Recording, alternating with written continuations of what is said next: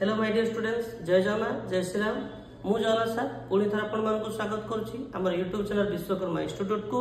आज आम Microsoft Excel रो नुआ टॉपिक ऊपर डिस्कशन करवा। चलतु देखा आजिकार टॉपिक। देखो एठारे आइटम दिया गला, एठारे आप क्वांटिटी टाइप करेंगे 45 kg। आप निजे टाइप कर kg, 78 kg, 74 kg, 15 kg এইভাবে আপন টাইপ করুচন্তি তো তাহলে আপনাদের কিছু অসুবিধা হইব।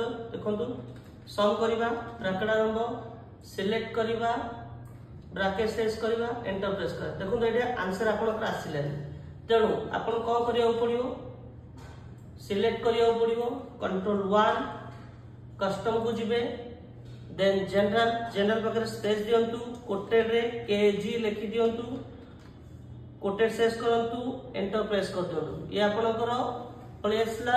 एबे देखंतु आपण टाइप करिवे 45 kg, तासे पळि आसला। हमके टाइप करिया दरकार लागो 78, 74, 15। देखंतु इक्वल देबा, सम, ब्रैकेट आरंभ, सिलेक्ट करिवा, ब्रैकेट शेष करिवा, एंटर।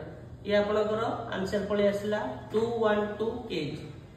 एई भली वीडियो चाहउछथि तो ताले हम चैनल को लाइक शेयर सब्सक्राइब करबो भूलिबे ना। जय जगन्नाथ।